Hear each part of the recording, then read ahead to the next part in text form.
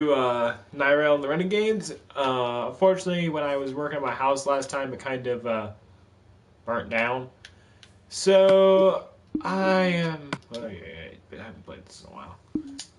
Gonna have to do some rebuilding. But I wanted to discuss a few RWBY theories. If you guys haven't seen the show, it's by Rooster Teeth. They're made over in Austin, Texas. For guys who don't know, back in 2013, Volume 1 was released. They wanted to refer to it as like chapters of a book. So, first volume is the first book, second volume, second book, and then each episode is a different chapter of that book. But I wanted to go through and discuss with you guys a few of the theories that I've been running around with. One of the biggest ones is that Crow is RWBY's father. Now, I will give merit. There are some things that will point to this idea, like Ty and RWBY don't really have any connection because Yang is pretty much just Raven with Ty's color palette, per se. And on top of that, Ty and Yang have the same fighting type, fighting styles. They both are hand-to-hand combat brawlers. As we saw when they were training in Volume 4. And even in Volume 3, RWBY states that she's a really strong fighter and stuff like that, and that she bridges into things. Now, I will say, Monty himself actually, somebody said that Yang was Summer Rose for some reason. Like, I don't know what, like, all the details on that one. But Monty actually contradicted that, saying that they're half-sisters. Being so that Raven was Yang's mom, while Raven was Yang's mom, while Summer was RWBY's mom, while they both had Ty as the father. Now, I will say, though, that the main reason why I don't believe in that theory is, well, yes, in Celtic societies, a cross turns sideways or at an angle like it is on Crow's necklace and RWBY's hip in volumes 1, 2, and 3.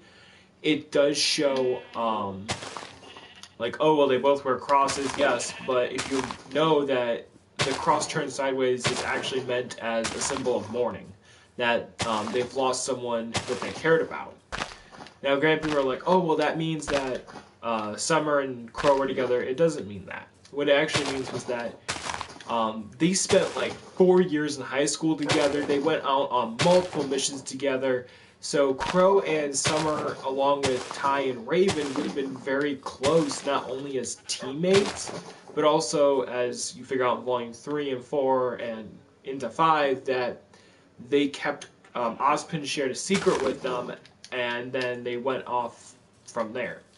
So you can kind of understand that they were a very, very close-knit team. They were a very strong team to be that close-knit and to be that powerful enough that Ozpin would have them be his, eyes and ears everywhere. Also, I forgot to put at the beginning, spoiler warning for the first, 5 volumes, and I will be getting a little bit into Volume 6, all the way up through episode, what was it? 7?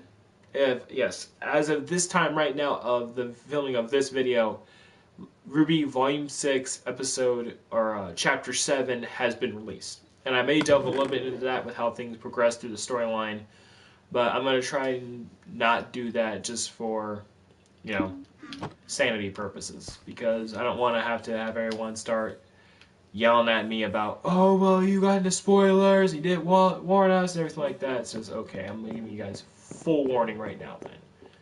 Yeah. I did have netherrack down here. I had a fireplace over here, but I had to completely reseal that off because it caught, I'll show you guys, but it completely just caught my house on fire. So the next, I think the next few episodes, that was on fire, and it burnt, this over here was what my roof was looking like, and this is what happened. It just completely burned down.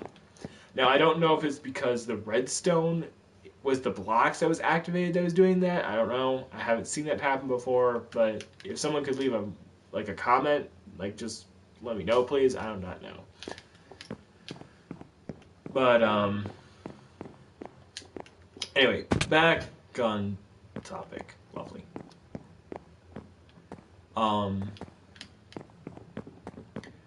There was a whole bunch of theories about Crow being the RWBY that. Well, the thing is, Yang's semblance complements her fighting style perfectly, like very, very well.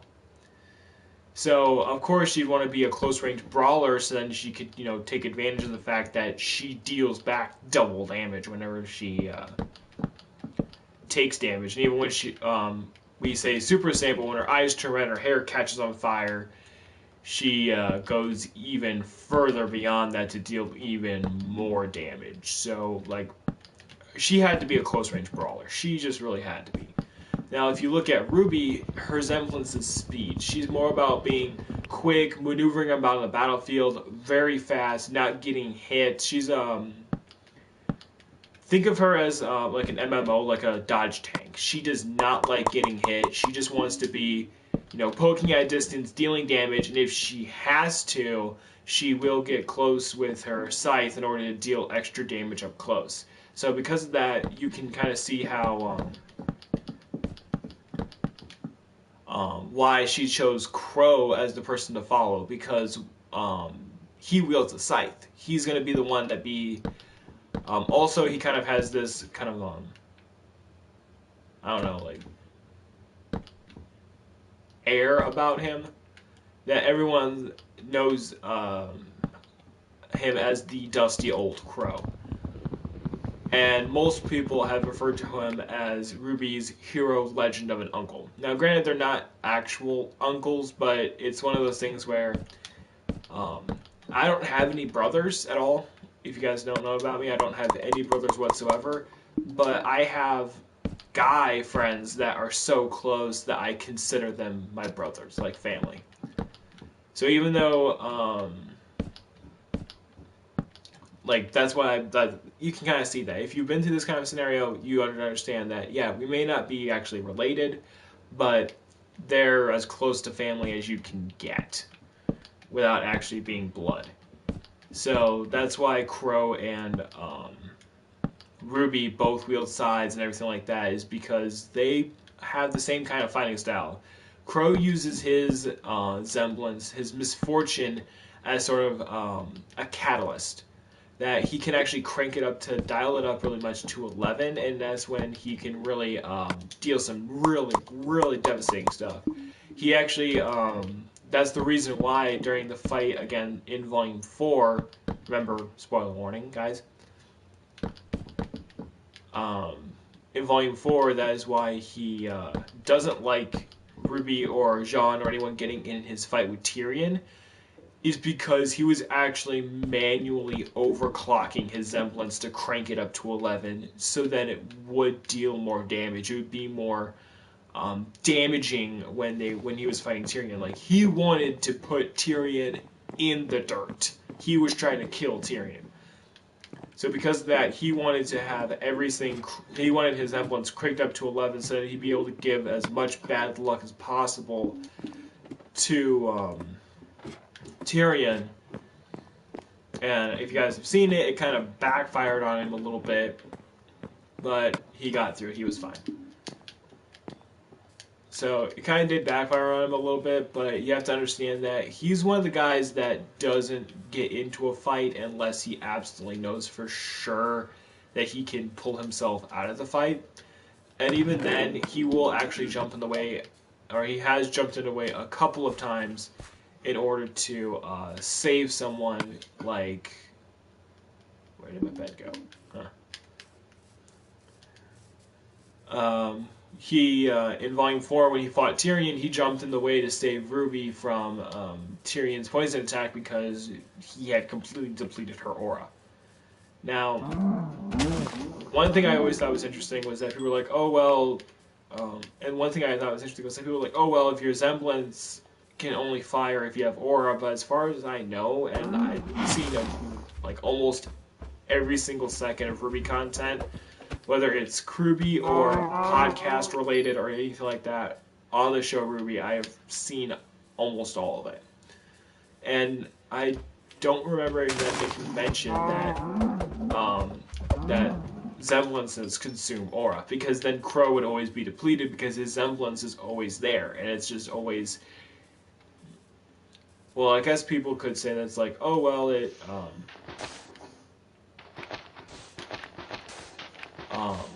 like, oh well, he only when he exerts it or pushes it does it really like drain his aura or something like that. Like, I could understand that, but then I have yet to see Rooster Teeth actually say that. Like, think about it. Nora was struck by lightning when she got her semblance, and she said struck by lightning didn't die. Crazy Thursday. If she was going to, sorry, 1 second.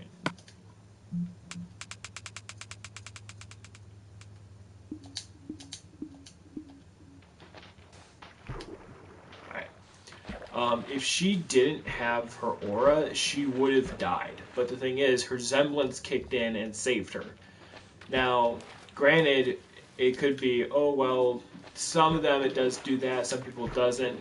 That's why I really like the show RWBY, because even it's sort of like a last line defense kind of thing with aura and semblances. But what I absolutely love about the series is the fact that even though they may have their aura depleted, they can still continue to fight no matter what. And that's what gives them, like in when the death battle did Yang versus Tifa, that's what gave her the advantage. Because death battle, and I will say a couple things quick about death battle, they do an amazing job. I give them full props. They do an amazing job, and I love what they do. And even now they're owned by Rooster Teeth, and I love that even more because now they got even more information, more animators at their disposal, everything like that. First thing, the Jiraiya versus Roshi fight. Jiraiya isn't the one caught in the Genjutsu. He's still alive in the real world, and he could move out of the way of Roshi's punch. So that's there. But the biggest one I have is the Naruto versus Ichigo fight. Yes, I understand that everyone's like, oh well, like Naruto has more stuff and he can move at the speed of light and stuff like that. Well, the thing is, if you remember the full incantation Kyoto that they say exerts the force of a black hole, but there's no definitive proof because people don't get cut by gravity. Because you saw Kamamura get sliced open. But the thing is, if it's issuing that much gravity on someone, and even if the gravity doesn't kill them, it just like holds them in place.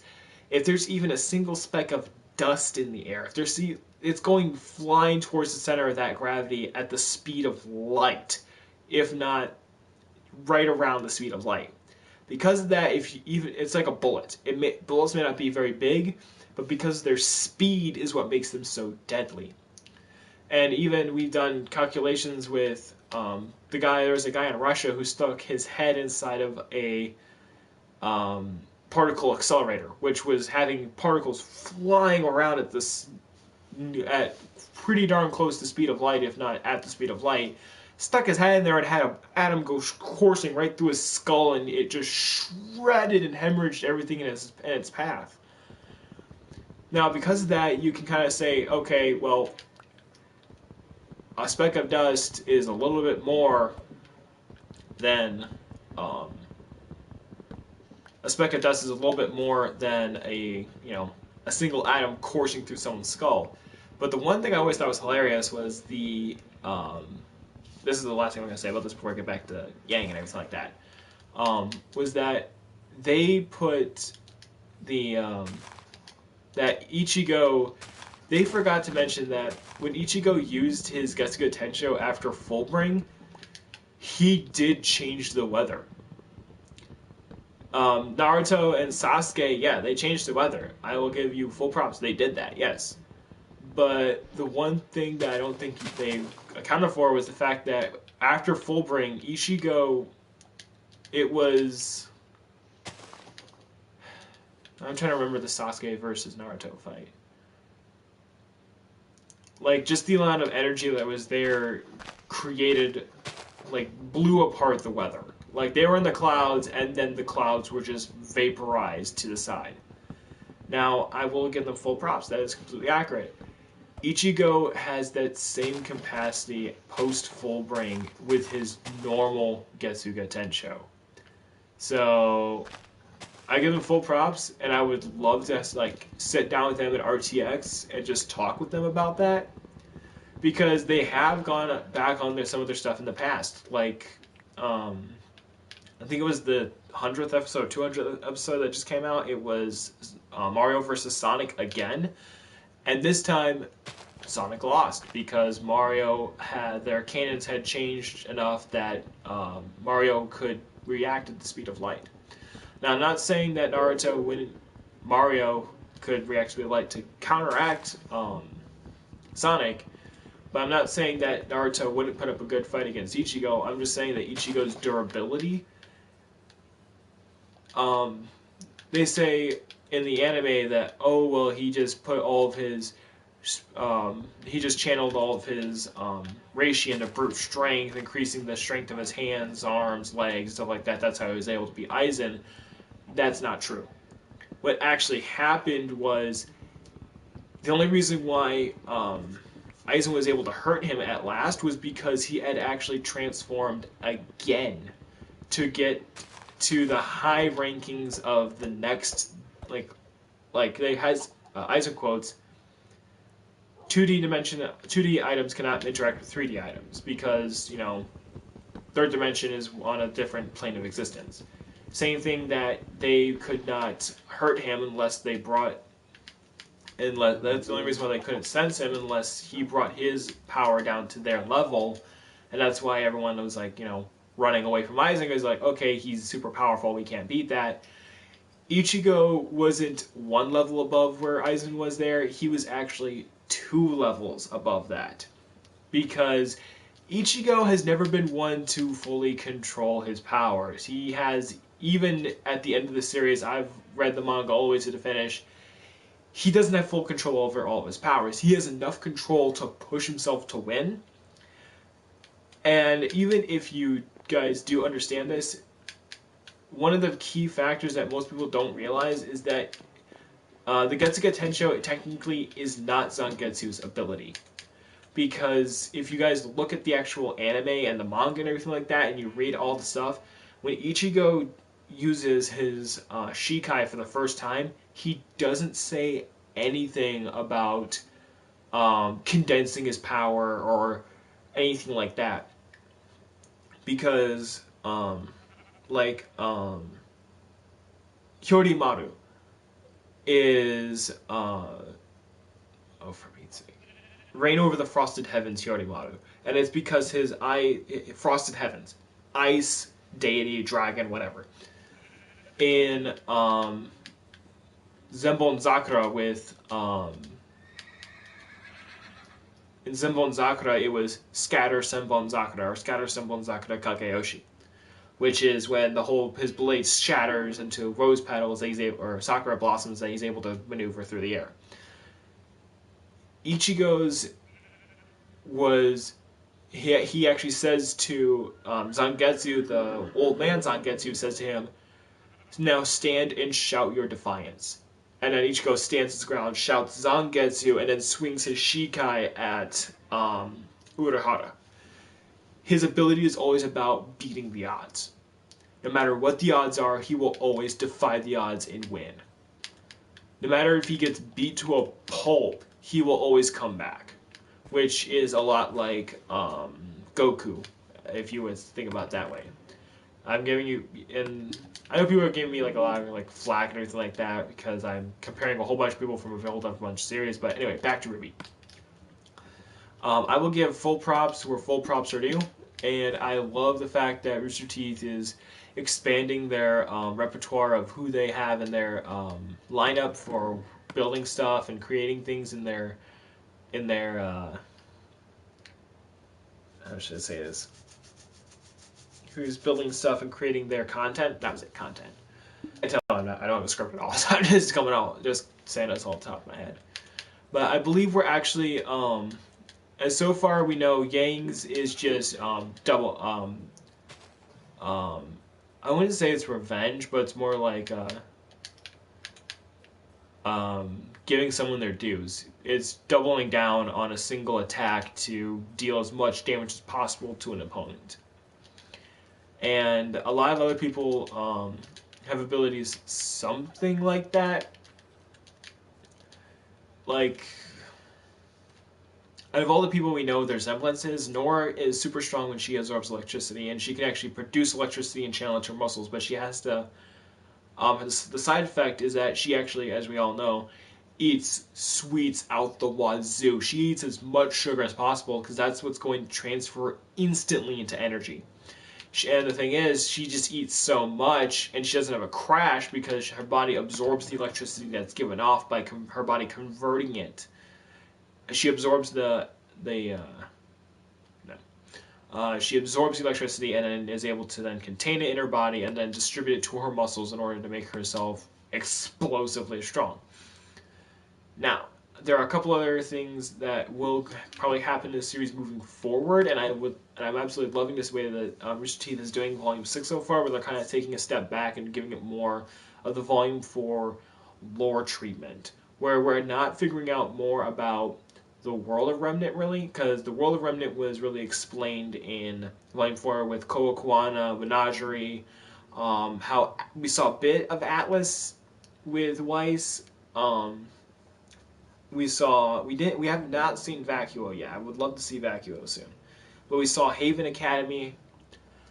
We saw Haven right at the end of Volume 4. It was just all lore. It was all building up backstories. It was building out. It was filling out Ren Nora's backstory. And in Volume 6 so far, we've explored Salem and Ozma's backstory. Now, if you guys want to know, quick fill-in, Ozma is Ozpin's first incarnation, because he was originally Ozma and then got reincarnated a whole bunch of times.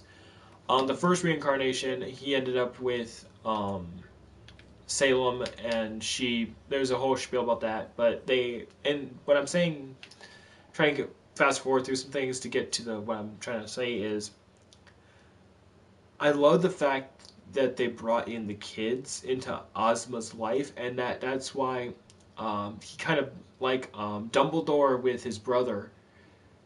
Dumbledore and his brother had a duel, and one of the spells ricocheted and killed their sister Ariana. Now in RWBY, I'm just gonna call him Ozpin, just because that's the first name I heard him say, and that's what I'm going with from now on. Ozpin and Salem had 4 daughters, and they could use magic. Now, everyone's just saying, "Oh, well, that's the origins of the maidens," and I would say that's a good idea. But the biggest key fact was that the story of the maidens was that he was a calloused old man when he gave them the power. Now, my idea was that if you saw after Salem killed the first incarnation, you saw that he turned into an old man. Now, I was thinking about that being the one with the maidens, because the 4 young ladies that he came into contact with probably reminded him of his daughters.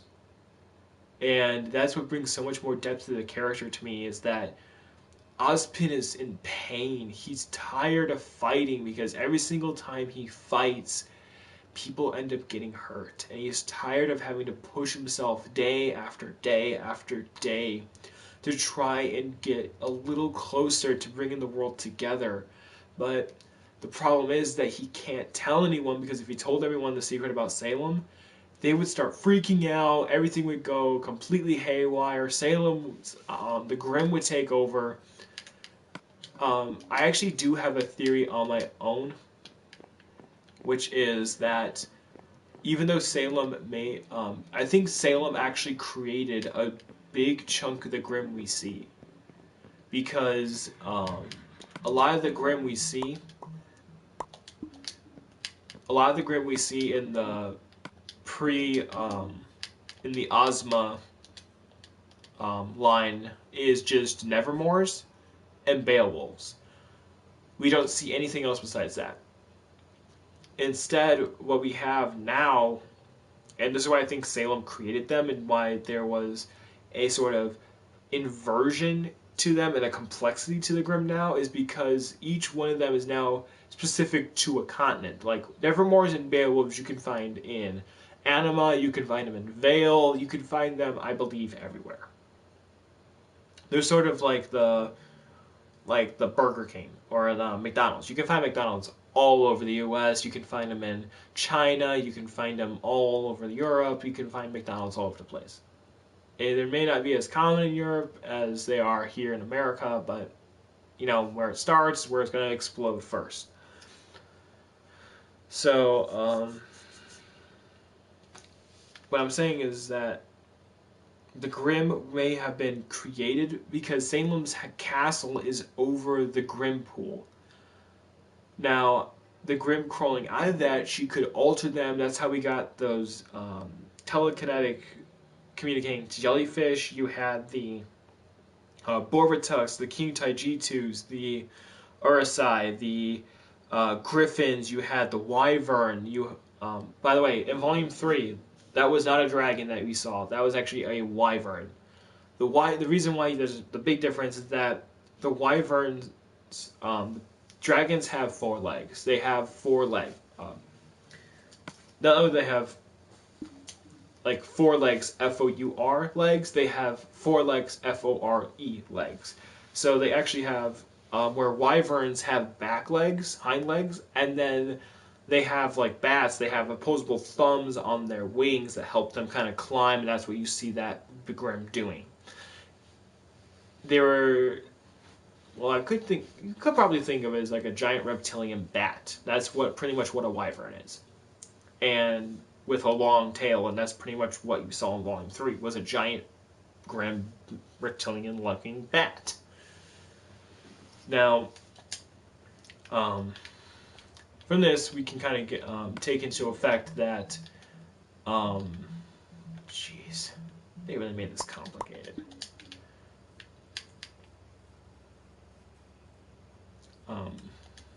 Now, from this, we can see we have the wyverns, the griffins, we have the manticores, and the thing is, we actually saw in Volume 6, I'm just referring to it as a sphinx because it didn't have the same kind of mane as the manticores, but it had the same, you know, snake tail, had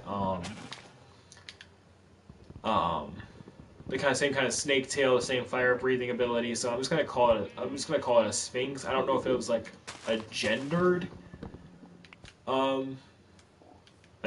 Grimm, because we have yet to see anything like that at all ever, because, you know, monsters don't usually have genders when they're just bred from a giant pool of despair. Anyway, we do see bits and chunks of these kind of things appearing anywhere. You had, in Volume 4, you had the Nukalave, which was that noodly arm thing that Ren and them killed, which was based off of Scottish and Celtic lore. So there's a whole bunch of different things that you can look at for like inspirations for the Grimm. But one of the big ones that I saw was the apathy. The apathy was just shown to us in Volume 6, Episode 6. Yes, Volume 6, Episode 6. And I love the design on the apathy. It's a new Grimm. I'm not going to spoil that because I just say go watch it. But what it does is it's not ferocious like a Beowulf, or the Wyvern, or the Urusai, or even the Nevermores. What makes the apathy so deadly is the fact that they make everyone tired. They rob them of their will to go on. And I absolutely love that they're bringing this kind of complexity to the Grimm, because they didn't have that before. Like, the reason why I love the Wyvern and even the Nukalave was because they were different. The Beowulfs, you could get like a dime a dozen, you know? They're all over the place. But the Nukalave had a specific trait. It had the noodly arms. It had the ability to whip its arms out, hit things far away, rip them back, and continue the attack wherever its arms could reach. I know you guys aren't seeing it, but I'm like moving my arms out around. Okay. Anyway, but you can see a lot of stuff was just going on with that, and I absolutely love the fact that Rooster Teeth is now delving into like the ones that are scary not because of their combat ability, but because of they have a special quirk. Like the Wyvern had the ability to spawn more Grimm. Black swaths of flesh would just fall off of it, hit the ground, and then just start bubbling into new Grimm. Now, I don't know if that was because there was, a lot of negativity in the air that allowed it to do that, but whatever the case is, they did extremely well, and I absolutely love the fact that Rooster Teeth is making more diverse characters and diverse plots and everything like that. I've even actually come up to, me and my friends, we've come up with a design for some characters on our own for Rooster Teeth, and it's like, hey, we're just doing this just because we think it's cool, and we absolutely love the series, and we want to pay homage to the original text and stuff like that. And that was that when there's actually a secret that Ozpin is hiding beyond what everyone else has known, and that's that he has a secret force called the Black Hand. Now, like Crow and Raven were like his eyes and ears everywhere. Well, when they couldn't, Ozpin needed someone to go somewhere that they couldn't go because someone might recognize them. The Black Hand is who he would send in, because they were spoken only in whispers. No one ever knew they really existed, and those that did, like, figure out what they were, just poof, disappeared. Mainly that was like Salem's followers figured out who they were, and then they disappeared. But speaking of which, episode 7, you meet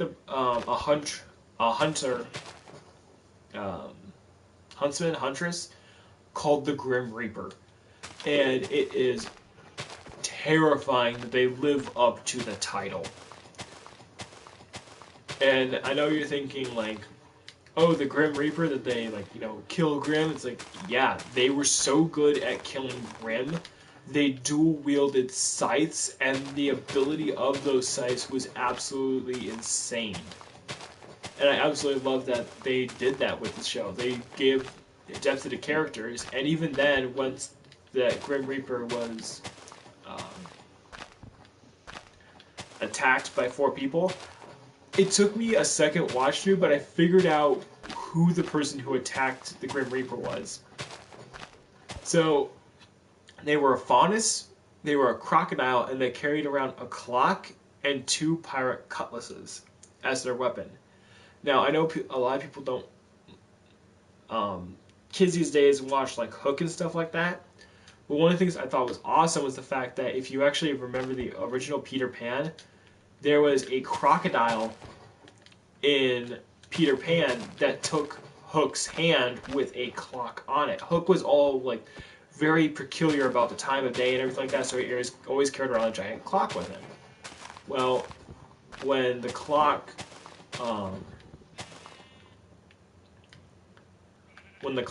was when he's looking at the clock over he's like looking out over the water, slowing down with the clock, the crocodile came up and chomped his hand off and swallowed the clock whole, and that's why the crocodile made a ticking sound. And that's what I love, is that they actually brought that into, Rooster Teeth brought that into one of the, into the storyline, and so that's why Hook was always afraid of the water, and the crocodile was because he could hear the ticking sound and was afraid of the clocks. He's just so much paying attention to detail, and I absolutely love that. But I do believe, though, that there is one way this story could possibly go, which is that Crow actually, you meet the Grim Reaper in Volume 6, and Crow calls that person a legend, and that he designed his sword / scythe based off of the Grim Reaper's weapon. And that's, as a heads up, the Grim Reaper does use dual-wielding scythes. And scythes? Would that be the proper term? Yeah. But you guys know what I mean. Like, dual-wielding blades of that caliber is extremely difficult, and I absolutely love the fact that Rooster Teeth chose to take on the challenge of giving one of the most overpowered characters ever that ability, that they were able to dual wield those blades not only with precision but with such deadly accuracy. It was insane with those, because if you guys who don't know, they actually did have, they do show it was that the blades glow purple when they're being attracted to each other. Like, they'll literally, like, she throws one at a wall and attaches one to the Grim, hits the button on her scythe, and then the Grim gets pulled to the wall because the blades being connected. And it's because, if you remember in Volume 4, that Weiss was going through those gravity fields with the pilot. It's gravity dust that's in the that was in the sides that allowed them to be connected like that. It was probably two halves of one crystal, dust crystal, that allowed them to be connected like that. But still, the amount of attention to detail and stuff like that is something I absolutely love. And the Grim Reaper actually says, well, they don't say it, but what I would love to see is the fact that they say, hey, the Grim Reaper actually becomes disabled, and they can't fight, and they chose to protect themselves over the world. As a huntress or huntsman, that's, you know, that won't fly. You chose to pick up a job where you were putting your life in danger, and even though you're disabled, you still have to fight. If you can fight, you fight. And I absolutely love it that they, I'm just saying this a lot, but they did this a lot with Rooster Teeth, was that they give foreshadowing really hard. And one of the things I would, one of the ways I think the storyline could progress is that this person teaches RWBY how to dual wield scythes, not only the scythe that they carry around, but also like RWBY's own scythe. And so it's like, you know, one of the Grim Reaper scythes in one hand and one in RWBY's scythe in the other hand. She's just dual wielding them, and I would love to see that happen. But there's a lot of ways the storyline could potentially go, and I just can't wait for episode 8 to come out. It's just such a good show. So if you guys don't know, I would really recommend just, you know, go and watch RWBY. I know their first couple volumes are really slow and everything like that while they're really building up the world. But unfortunately, back when that happened in Volume 2, well, during the production of Volume 3, was it during Volume 2 or Volume 3? Monty passed away. He had an allergic, as far as I know, he had an allergic reaction to one of the anesthetics, and he passed away when he was in surgery. And it was really sad, and everyone was going to continue. Will Rooster Teeth continue making the show happen? And they did, because Monty actually handpicked all the animators for his show. He actually went around the world and said, hey, I like your work, come work for me. I like your work, come work for me. And he went around and just pulled everyone that he enjoyed in their work and their drive, and he pulled them into this tight-knit group, and then kind of just purged everything together. And even Lindsay Tuggs. Lindsay Tuggs is the voice actor of RWBY before she Jones, because she's married to Michael Jones. Michael Jones is the voice actor of one of the other characters named Sun Wukong. And I absolutely will say that I love Lindsay. She's a great woman. And I'm not saying that, like, I absolutely love the fact that she's playing RWBY's voice, that kind of thing. I really respect her for a voice actor. But the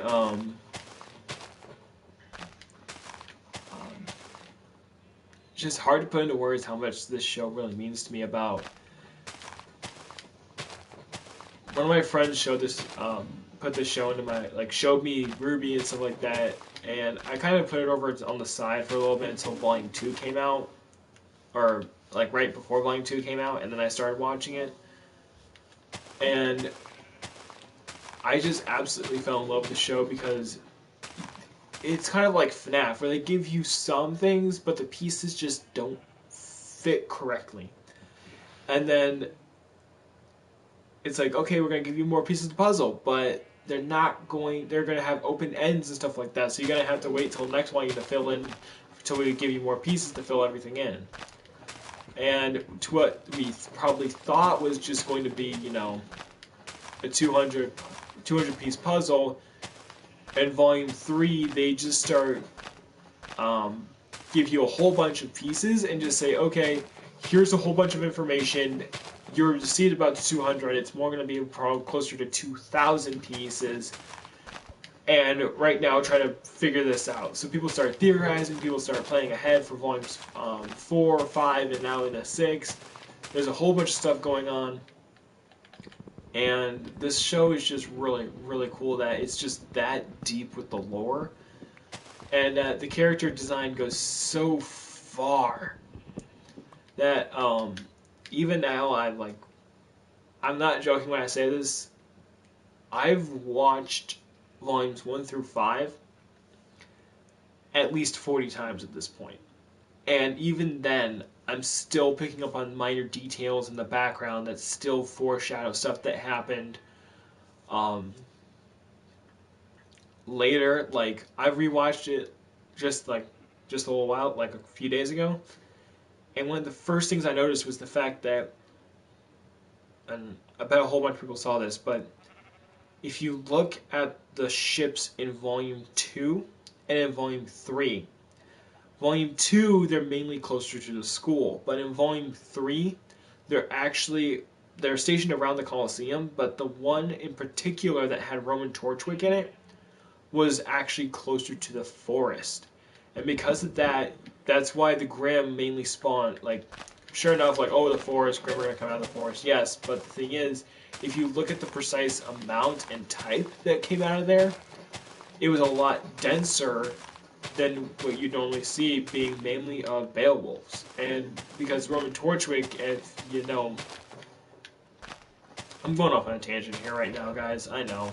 I'm just talking a lot because I'm, you know, just playing Minecraft and trying to rebuild my house because, you know, fire. Yay. I was so panicked when I saw that happen. I was like, no! No! I'm not joking. I took like a month and a half to build this after work and like putting in maybe an hour every 2 nights or something like that. It was, it was a job and a half. But with everything going on with RWBY and everything like that, what I'm just trying to say is I'm just trying to dispel a couple theories, like Crow being RWBY's dad.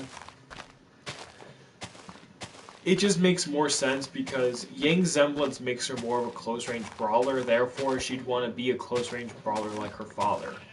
RWBY's more of the dodge tank, and Crow kind of is the same way. He can put out a lot of damage, as we saw in Volume 4 when he fought Tyrion. His swords hit Tyrion's blades so hard, they created a cushion shockwave that split a section of a building off. Which means, you know, air pressures and everything like that. If you guys want to go, I would highly recommend you guys go to like MatPat or like Game Theory or something like that. They'd be able to give you so much more detail on pressures and compensations and stuff like that for all those numbers, so you can probably figure it out. But there's just so much there with the, and sure, yes, I know, Crow would like hanging out around kids, and he says he does want them the Krampus style. It's mainly because of his semblance. He isn't near them. He doesn't want them to get, you know, caught in the crossfire if he ever cranked his semblance up to 11 like he did in the Tyrion fight.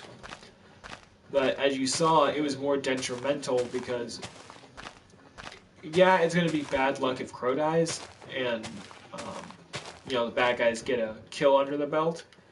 But the thing is, it's even worse luck for his opponents, which is who he was dialing it up, if he gets poisoned, but he lived.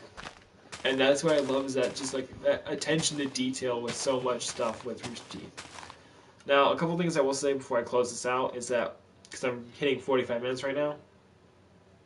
One, Lindsay let slip that the first 20 volumes was going to be the Huntsman Saga. And now that volume 6 is hit and we know about the other beings in the universe, we can kind of pinpoint that they will come back, and that after that you're going to have either the gods come back and have it be the God Saga afterwards, or it's going to be the Magician Saga or something like that. Like, they're going to be... Rooster Teeth is really stepping up their game hard with everything like that. And I started out watching Red vs. Blue, and I absolutely loved the fact that it was just, Jarhead lingo, them just being gruff and grisly, and, Sarge being all Sarge and all that kind of stuff. But I just love the fact that they brought so much life into the shows, that they put so much of themselves into the shows that you could almost say that them bringing this form of art to life is almost like them, a child coming to life. They're watching something they created thrive, and that everyone loves having it around. I mean, just a lot going on with a lot of this, but yeah. Do I believe that Crow is Ruby's dad? No, because their fighting styles are different enough. Granted, one's more dodge tanky, one's more, can take a hit but just prefers not to. But it's just a whole bunch of stuff that I'll probably get into in another episode. But I'm probably going to be looking around to see what you guys want me to do next. I know that people are like, oh, play Fortnite. I do apologize. I don't like Fortnite. It's just not my style of game. There just isn't really much there besides the Battle Royale mode, because I'm not going to pay $20 just to figure out how to build something. But it's just one of those games where you just have to play it and eventually get good, but there's just not a lot of substance there. The lore, I love games that have like a deep lore, or like, I know I'm playing Minecraft right now, which doesn't have a huge lore, but it's still that Minecraft doesn't have that deep of lore. But my main games are like Dark Souls, Bloodborne, that kind of a thing, where the lore is so twisted that you have to look through all the item descriptions. Like, everyone knows that FNAF has a deep lore. Well, Dark Souls is on a whole different level. So, there's just a lot of stuff that's going on right now, guys, with the show, and I would highly recommend go watch RWBY. And there's a couple theories that I was thinking about talking about, but I went on a complete separate side tangent, and I apologize for that. But I'm going to cook up a couple more theories for you guys about stuff like that, and I just want to see what you guys will have to say. Alright? I'll see you next time. Bye-bye!